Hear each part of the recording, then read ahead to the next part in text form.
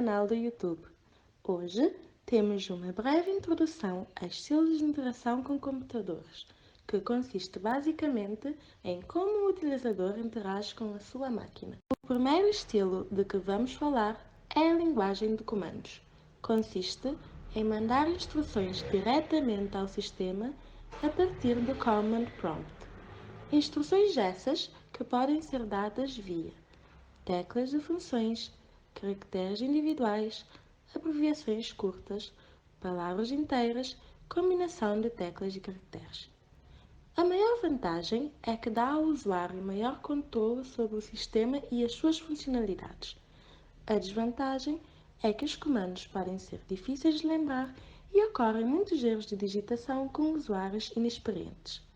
Logo, a linguagem de comando é mais comum entre peritos e profissionais da computação, e o Command Prompt é geralmente usado para fins de programação.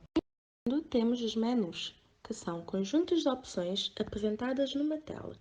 Nos menus, a escolha de uma ou mais opções resulta em uma mudança no estado da interface.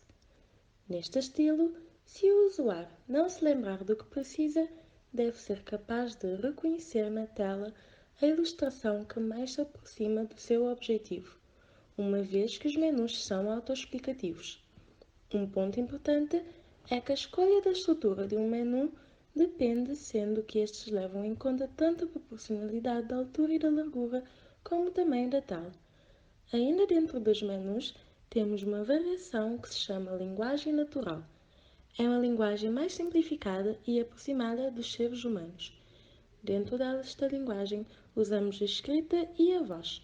Um exemplo de uma situação do uso desta linguagem são os assistentes pessoais virtuais, como a Siri do iOS.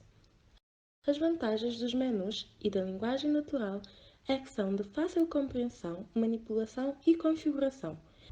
As desvantagens, no caso dos menus, é que podem ocupar muito espaço no ecrã e não ter um grande número de opções.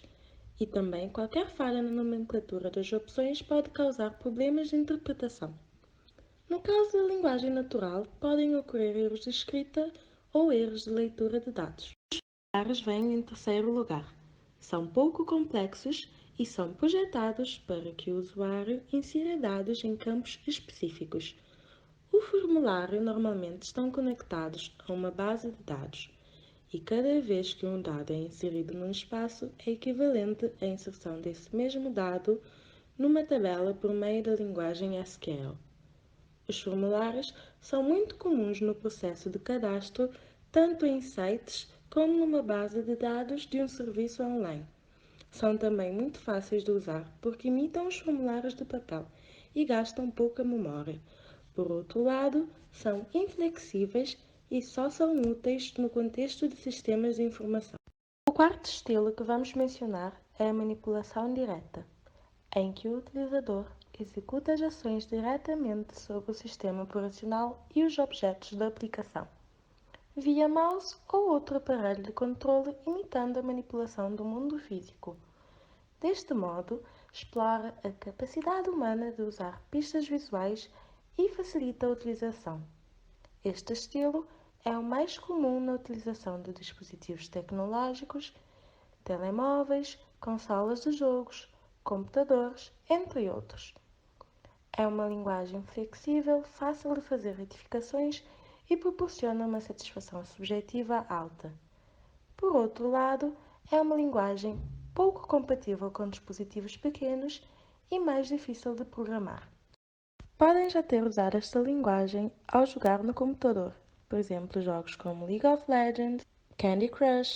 Também estamos a usar esta linguagem quando estamos a organizar a disposição dos ícones na nossa tela do computador ou no ecrã do nosso telemóvel. Por último, temos novos paradigmas.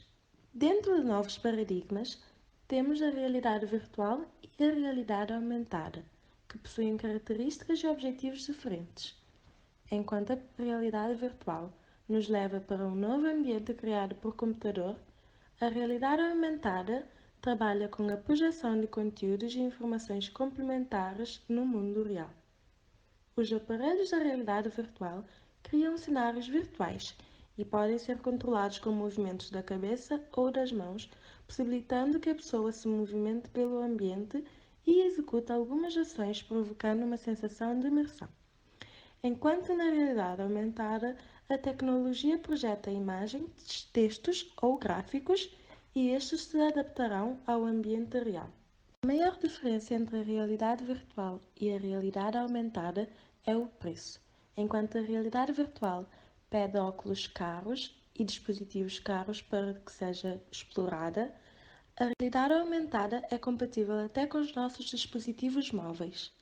Um exemplo do uso da realidade virtual são os jogos que funcionam em 360 graus. E um exemplo do uso da realidade aumentada são os jogos como Pokémon Go ou os filtros do Snapchat. Ficamos por aqui, até à próxima aula.